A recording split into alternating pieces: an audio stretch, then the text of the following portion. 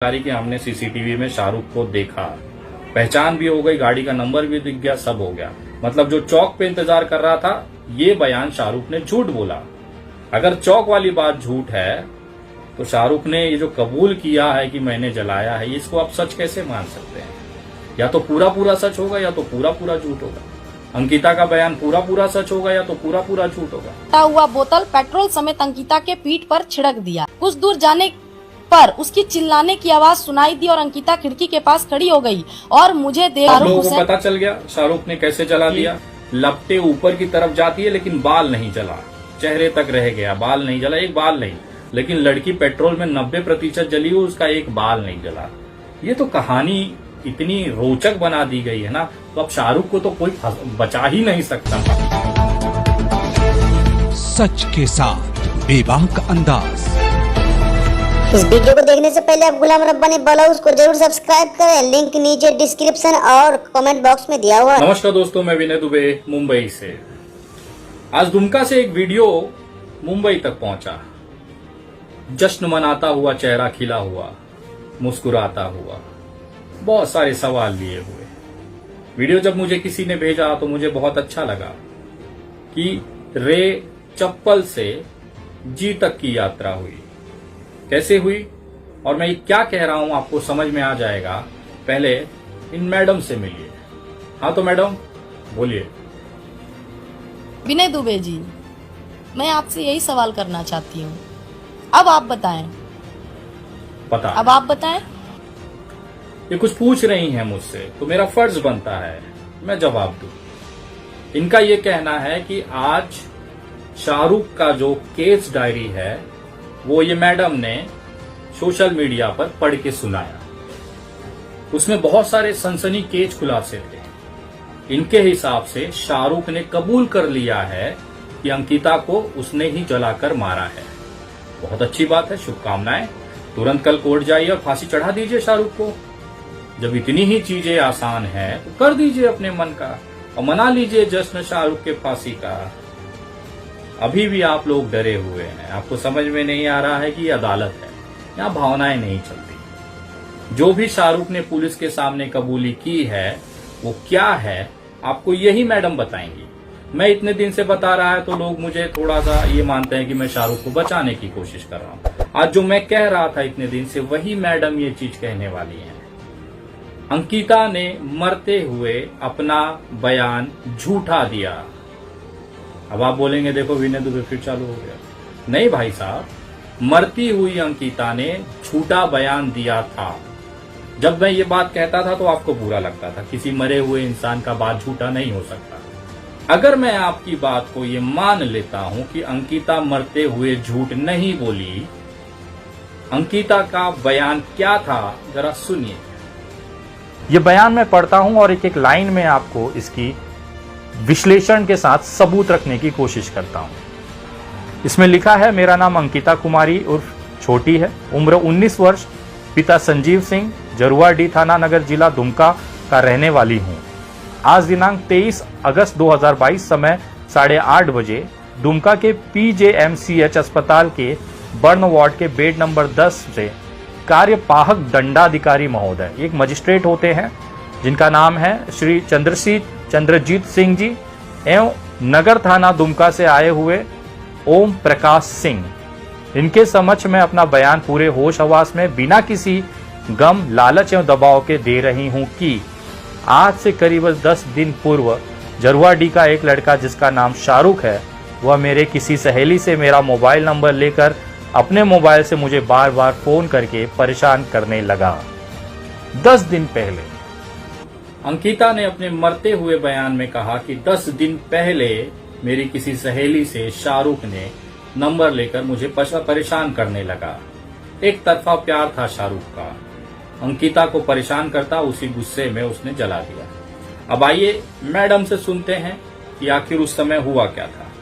तो मैडम जरा इन लोगों को विस्तार से बताइए। मैं बोलूंगा तो ये नहीं मानते, तो अगर आप ही बोल दीजिए कि पुलिस ने इन्वेस्टिगेशन में शाहरुख के मुंह से क्या निकलवाया है। जरा शुरू करिए मैडम। क्या है ये लेटर, क्या है, क्या कहता है ये? ये लेटर है आपका, केस डायरी इसको कहते हैं, और ये अपराध स्वीकारोक्ति बयान है मोहम्मद शाहरुख हुसैन का, जैसा कि आप देख पा रहे होंगे। ये हमने नहीं बनाया है और ना ही किसी शाहरुख के घर वाले या मेरे घर वाले किसी ने नहीं बनाया, ये पुलिस के द्वारा बनाया गया है। और स्वीकारोक्ति बयान यानी कि उसने स्वीकार किया है। 2 मिनट में पढ़ के बताना चाहूंगी। पदाधिकारी के समक्ष हुआ है। दबाव या लालच में मैं अपना स्वीकारोक्ति बयान यह जानते हुए दर्ज कराता हूं कि यह बयान मेरे विरुद्ध न्यायालय में प्रस्तुत किया जाएगा। नाम शाहरुख हुसैन, उम्र 22 वर्ष, पिता का नाम ताहिर हुसैन, मां का नाम कुरैया बीबी, पता जरवाडी, थाना नगर थाना, जिला दुमका।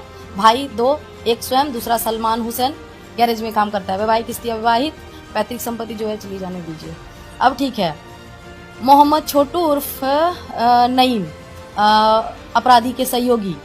अब है कि अपराध स्वीकारोक्ति बयान। मेरा अपराध स्वीकारोक्त बयान है कि मैं घर का छोटा बेटा हूं। मेरे पिताजी का देहांत कुछ वर्ष पहले हो चुका है। मेरा बड़ा भाई दुधानी मिशन के पास हासी मोटर गैरेज में मिस्त्री का काम करता है। मैंने 8वीं तक की पढ़ाई की है। घर की आर्थिक स्थिति ठीक नहीं रहने के कारण मैंने पढ़ाई बीच में छोड़ दी।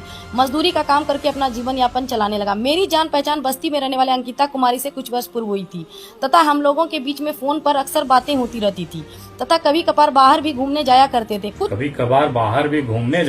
थे। मतलब मरती हुई अंकिता झूठ बोल रही है या तो शाहरुख झूठ बोल रहा है? कौन झूठ बोल रहा है ये अदालत तय करेगी। लेकिन मामला अभी यहाँ तक नहीं रुका है, मामला आगे बढ़ चुका था। अगला क्या हुआ जरा मैडम बताइए। कुछ महीना पूर्व मुझे एवं अंकिता को अंकिता के रूम से अंकिता के परिजनों ने पकड़ लिया और दोनों का जमकर पिटाई हुई थी। उसी समय से हम लोगों के बीच मिलना जुलना कम हो गया, परंतु फोन पर बातचीत होती रहती थी। अंकिता और शाहरुख को अंकिता के घर में जहां पर वो जली थी उसी कमरे के अंदर शाहरुख और अंकिता को स्थिति में परिवार ने पकड़ा था। दोनों को मारा गया। ये स्टेटमेंट पुलिस के केस डायरी के अंदर शाहरुख ने कबूलनामे में बोला है। आज तक मैंने कोई भी इंटरव्यू अंकिता के पिताजी का, बहन का, दादा का, दादी का, भतीजी का, मामी का, नानी का, किसी का नहीं सुना जिसमें इस घटना का जिक्र हुआ हो। क्या शाहरुख झूठ बोल रहा है कि अंकिता को बहुत पहले से जानता था? और अगर शाहरुख सही बोल रहा है तो फिर अंकिता ने झूठ क्यों बोला कि 10 दिन पहले से? और अगर अंकिता सही बोल रही है तो इस बात पर कैसे विश्वास किया जाए कि इसने जो हत्या की कबूली की है वो सही है? मसला ये होता है कि पुलिस ने जो कहानी बनाई है अपने रिपोर्ट में, क्या वो वास्तविकता से मिलता है? आगे की कहानी जब मैडम आपको सुनाएंगे तो आप हंस हंस के पेट में दर्द होने लगेगा। एक इतना गंभीर विषय, एक इतना बेरहमी से किसी लड़की को जलाकर मार दिया गया और उस पर पुलिस इस तरह का केस डायरी में बयान दर्ज कर रही है। मैं इस पे कोई टिप्पणी नहीं करना चाहूंगा। मुझे जो बोलना है मैं अदालत में बोलूंगा। लेकिन सुनिएगा उस दिन 22 अगस्त को हुआ क्या था। कल दिनांक 22/8/2022 को शाम में मैंने अंकिता कुमारी को एक लड़के के साथ दुमका मार्केट में घूमते हुए देखा तो अंकिता से उस लड़के के बारे में पूछने लगा। तब अंकिता कुमारी ने मुझे डांटते हुए बोला कि यह मेरा बॉयफ्रेंड है, तुम हम दोनों से दूर रहो, मैं तुमसे बात नहीं करना चाहती हूँ। तब मैं आग बबूला होते हुए वहाँ से चला गया और अंकिता कुमारी को किसी और का होता हुआ देख उसे रात में पेट्रोल से आग लगाकर जान से मारने का मन बना डाला कि यदि अंकिता मेरी नहीं हो सकती है तो मैं किसी का नहीं होने दूंगा। डर वाला शाहरुख खान। वाह, क्या कहानी बनाई है कि अगर अंकिता मेरी नहीं हो सकी तो मैं किसी का होने नहीं दूंगा। मतलब अंकिता का एक तीसरा बॉयफ्रेंड भी इसमें एंट्री कर चुका था। शाहरुख अंकिता के अलावा एक ट्रायंगल तैयार हो चुका था। अंकिता बोर हो चुकी थी शाहरुख से, तो शायद नया बॉयफ्रेंड। मैं चरित्र पे सवाल नहीं उठा रहा। ये पुलिस रिपोर्ट में मैडम ने खुद बताया कि तीसरे लड़के के साथ देखने पर शाहरुख आग बबूला हो गया। डर फिल्म का शाहरुख खान। वाह। अब देखते हैं कि आगे क्या हुआ। मकसद पता चल गया आपको हत्या करने का, कि उसने तीसरे लड़के के साथ शाहरुख को देखा जिसकी वजह से हत्या का प्रयास हुआ। अब आते हैं असली। देखिए, अंकिता को मारा है पेट्रोल ने। कि जो असली हत्यारा है ना, ये पेट्रोल है। हम खोज रहे हैं पेट्रोल डालने वाले। तो ये जो पेट्रोल की भूमिका है ना, बहुत ही दिलचस्प है। और दुमका पुलिस इतना बेहतरीन रिपोर्ट बनाई है कि आप सुनने के बाद आपके जमीन की पैर जो है ना, पैर के नीचे जमीन खिसक जाएगी और आपको लगेगा कि कहीं मंगल ग्रह पे ऐतिहासिक एलियन वॉर तो नहीं चल रहा है। आइए आपको ले चलते हैं उस वास्तविकता में जहां पर पेट्रोल की कहानी आपको बताते हैं। तो मैडम जरा बताइए कि 22 अगस्त को क्या हुआ। तथा करीब समय 7:30 बजे शाम बस स्टैंड जाकर चाय दुकान पर गया, वहां से सिगरेट और माचिस खरीदकर सिगरेट पिया और माचिस लेकर जरुआडीह चौक पहुंचा। जरुआडीह चौक में मेरा बाइक का पेट्रोल खत्म हो गया। तब मैंने अपने दोस्त मोहम्मद छोटू उर्फ नईम को कॉल किया। नईम सेकंड अपराधी, नईम उर्फ छोटू करके बोला कि मेरा मोटरसाइकिल में पेट्रोल खत्म हो गया, तुम पेट्रोल लेकर आओ। तब मेरा दोस्त छोटू गौशाला के पास वाले पेट्रोल पंप से 60 रुपए का पेट्रोल एक बोतल में भर कर लाया और मैं उसको 60 रुपया पेट्रोल का पैसा दिया और मेरा दोस्त छोटू चला गया। तभी मैंने आधा पेट्रोल गाड़ी में डाला और आधा पेट्रोल घर ले चला गया। बेहतरीन। शाहरुख घर से निकलता है, सिगरेट और माचिस खरीदता है, माचिस जेब में रखता है। जरुआडीह चौक पर पहुंचने के बाद शाहरुख के गाड़ी का पेट्रोल खत्म हो जाता है। वो नईम को फोन लगाता है, नईम पेट्रोल पंप जाता है और 60 रुपए का पेट्रोल खरीद कर लाता है। शाहरुख नईम को 60 रुपया देता है। शाहरुख वो पेट्रोल जो 60 रुपए का आया है उसमें से आधा पेट्रोल वो अपने गाड़ी में डालता है और आधा पेट्रोल घर ले जाता है। समझ रहे हैं? ये मैं नहीं कह रहा हूं, केस डायरी में मैडम आपको बताई। आपको चाहिए तो जरा एक बार फिर से सुन लीजिए। जरुआडीह चौक में मेरा बाइक का पेट्रोल खत्म हो गया। तब मैंने अपने दोस्त मोहम्मद छोटू उर्फ नईम को कॉल किया। नईम सेकंड अपराधी, नईम उर्फ छोटू करके बोला कि मेरा मोटरसाइकिल में पेट्रोल खत्म हो गया, तुम पेट्रोल लेकर आओ। तब मेरा दोस्त छोटू गौशाला के पास वाले पेट्रोल पंप से 60 रुपए का पेट्रोल एक बोतल में भर कर लाया और मैं उसको 60 रुपया पेट्रोल का पैसा दिया और मेरा दोस्त छोटू चला गया। तभी मैंने आधा पेट्रोल गाड़ी में डाला और आधा पेट्रोल घर ले चला गया। क्लियर है? मैं ये बात नहीं कह रहा हूं, मैडम बता रही है। 60 रुपए का पेट्रोल। एक बात बोलिए कि आज झारखंड में, गूगल जी जरा बताइए, आज झारखंड में 1 लीटर पेट्रोल कितने का है? 100 रुपए का। 100 रुपए का 1000 ml आता है। 60 रुपए में कितना तेल आएगा? 600 ml, आधा लीटर से थोड़ा ज्यादा। शाहरुख ने वो पेट्रोल जो मिला था उसमें से आधा पेट्रोल गाड़ी में डाला, जैसा मैडम बता रही हैं। शाहरुख ने अपने कबूलनामे में ये माना है कि मैंने आधा पेट्रोल गाड़ी में डाला और आधा पेट्रोल मैं घर ले गया अंकिता को जलाने के लिए। 600 ml का आधा कर दीजिए तो 300 ml इतना होता है। 300 ml, ये 250 ml का बोतल है। 20 रुपए का स्प्राइट आता है, 20 रुपए का थम्स अप, वो 250 ml होता है। थोड़ा सा और बढ़ा दीजिए 300 ml। ये 300 ml पेट्रोल में एक लड़की 90% जल जाती है। जैसे अंकिता के पिताजी रो रो के बोल रहे थे कि वो आग का गोला हो गई। इतने से पेट्रोल में आपके आसपास कोई डॉक्टर होगा तो चले जाइएगा, उससे पूछिएगा कि ये 300 ml पेट्रोल बॉडी पे डालने के बाद कितने % बर्निंग होती है सोए हुए स्थिति में। पीठ पे डाला गया था। मतलब कहानी देखिए कि शाहरुख को फांसी चढ़ाना है, चाहे जैसे, भले 50 ml में 90% जला दो। मैच भी तो होना चाहिए। और शाहरुख इतना ही हल्का फुल्का आदमी नहीं था, शाहरुख सुपरमैन था। आगे वाली कहानी सुनने के बाद तो आपको चकरा जाएगा, आपको समझ में नहीं आएगा कि आप कौन से लोक में जिंदा हैं। पुलिस ने इतनी बढ़िया कबूलनामा शाहरुख से करवा लिया, कोर्ट भी सोचेगा कि साला हम इसको तुरंत फांसी पे चढ़ा देते हैं। क्योंकि जब इतना बड़ा ये विचित्र है, सुपरमैन है, एक तरफ चौक पर नईम को फोन करके पेट्रोल मंगाता है और दूसरी तरफ पुलिस अधिकारी ने लिखित स्टेटमेंट कोर्ट में जमा कराया है कि मेरी इन्वेस्टिगेशन में मैंने सीसीटीवी में शाहरुख को पेट्रोल पंप पे देखा। मैं कहूंगा तो नहीं मानिएगा। सुनिए मैडम को। मैडम जरा वो पेट्रोल पंप वाली कहानी सुनाइए तो। ये गुनगुन पेट्रोल पंप है, वहाँ का सीसीटीवी फुटेज में अवलोकन में पाया दिनांक 22/8/2022 को करीब 8:40 पर और 20:50 यानी 8:50 बजे तक बीच में शाहरुख एवं लड़के के साथ मोटरसाइकिल से पेट्रोल पंप में आते देखा गया तथा शाहरुख प्लास्टिक बोतल लिए मोटरसाइकिल के पीछे बैठा था। सीसीटीवी कैमरा फुटेज में पीछे बैठा लड़का शाहरुख ही था और वह कुछ भी। फिर शाहरुख नईम आके पेट्रोल दिया डाला। एक ही शाहरुख 2 जगह कैसे हो सकता है? या तो वो चौक पे इंतजार कर रहा था या तो नईम के साथ सीसीटीवी फुटेज में था। आप ही की दो तरह की बातें हैं, कौन सी बात को सही मानेंगे? शाहरुख दो बातें कर रहा था कि नहीं मैं चौक पे इंतजार भी कर रहा था और उसके साथ बाइक पे भी चला गया था। मतलब इतनी बड़ी कहानी। 7:30 बजे वो चौक पे था और 8:40 से लेके 8:50 पे वो सीसीटीवी में दिख जाता है, बाइक पे नईम के साथ पेट्रोल लेता हुआ, हाथ में डब्बा। पुलिस अधिकारी ये बात लिख रहा है, ये सबसे बड़ा चौंकाने वाली बात है। वो कबूल कर रहा है पुलिस अधिकारी कि हमने सीसीटीवी में शाहरुख को देखा, पहचान भी हो गई, गाड़ी का नंबर भी दिख गया, सब हो गया। मतलब जो चौक पे इंतजार कर रहा था, ये बयान शाहरुख ने झूठ बोला। अगर चौक वाली बात झूठ है तो शाहरुख ने ये जो कबूल किया है कि मैंने जलाया है, इसको आप सच कैसे मान सकते हैं? या तो पूरा पूरा सच होगा या तो पूरा पूरा झूठ होगा। अंकिता का बयान पूरा पूरा सच होगा या तो पूरा पूरा झूठ होगा।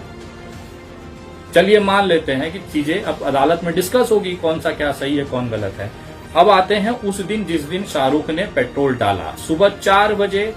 क्या हुआ मैडम, जरा बताइए पब्लिक को।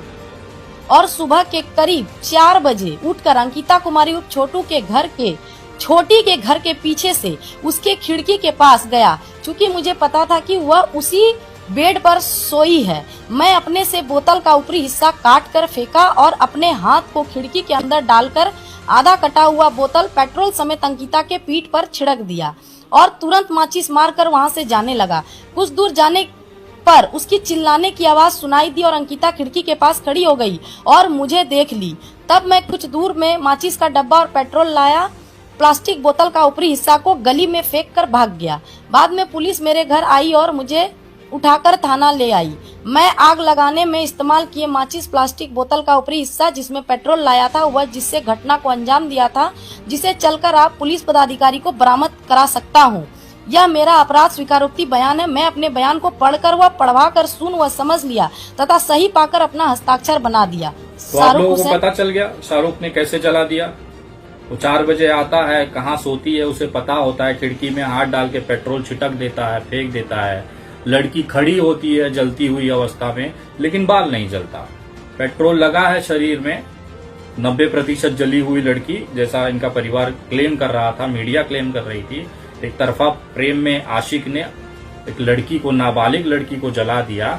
लड़की खड़ी होती है, अभी मैडम ने कहा, नहीं सुना तो फिर से सुनिएगा। मैडम जरा बताइए, अंकिता आग लगने के बाद खड़ी हुई थी।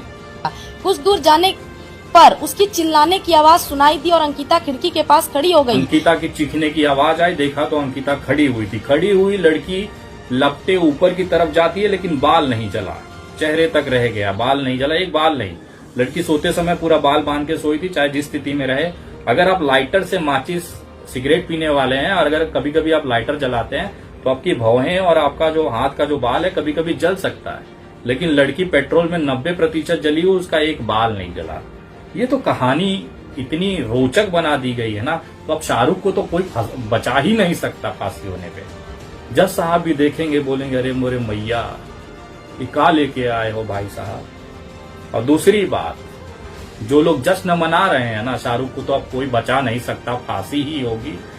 रुको जरा, सुप्रीम कोर्ट ने एक गाइडलाइन दी है, आपके स्क्रीन पे दिख रहा है 2022 में, कि पुलिस कस्टडी के अंदर आरोपी ने जो भी बयान दिया है उसे कोर्ट मंजूर नहीं करता है। मैडम आप तो खुद एडवोकेट हैं, ऐसा सुनने में आया है, आपको तो पता होगा कि सीआरपीसी 161 की जो भी स्टेटमेंट्स हैं वो कोर्ट में मान्य नहीं होती हैं, आप तो जानती हैं। फिर भी आप अभी तो चलिए ना, कल से ट्रायल हो रहा है और मैं आपको एक अपडेट देना चाहूंगा। कल मैं झारखंड हूँ, मंगलवार यानी 27 सितंबर से लगातार मैं झारखंड में ट्रायल के लिए रहूंगा, दुमका भी आऊंगा और जहां तक हो सकता है इस केस में अब हमारी तरफ से एंट्री ऑफिशियली हो चुकी है, कमीशन हमें लगभग आ चुकी हैं, कल हमारे पास कॉपीज आ जाएंगी। हम अब एक्टिव तरीके से इसकी जानकारी आप तक पहुंचाएंगे।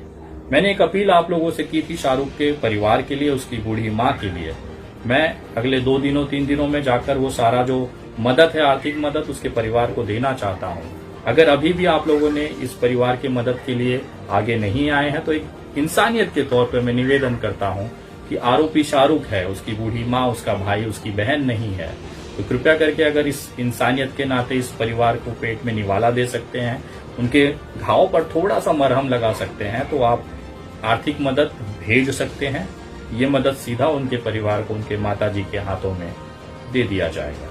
आप अगर करना चाहते हैं तो गूगल पे, यूपीआई और पेटीएम नंबर 9867225779 इस नंबर पर आप भेज सकते हैं। स्कैन कोड आपको दिख रहा है, उस पर भी आप स्कैन करके भेज सकते हैं। ये नंबर पर फोन पे नहीं है। अगर आपको कुछ सस्पेक्टिव मैसेज ऐसे आते हैं तो कृपया उसे इग्नोर करें, क्योंकि भारतीय जनता पार्टी और जो लंडूरे हैं ये लगातार उस आईडी को रिपोर्ट करते हैं, तो ऐसा मैसेज दिखाई देता है। तो आप निश्चित तौर पर इस पे आप आर्थिक मदद भेज सकते हैं। आपको मैं निश्चिंत कराता हूं कि शाहरुख के साथ कोई नाइंसाफी नहीं होगी, और ये विश्वास दिलाता हूं कि अगर शाहरुख असली आरोपी है तो उसे कोई बचा भी नहीं सकता। विनय दुबे खुद उस पर फांसी की मांग करेगा, लेकिन अगर शाहरुख बेगुनाह है तो असली आरोपी को भी उसी तरह से टंगवाएंगे जैसे शाहरुख का सपना आधी आबादी, कुछ आबादी देख रही है। अगले वीडियो में पूरी जानकारी के साथ झारखंड से लाइव रहूंगा। जय हिंद,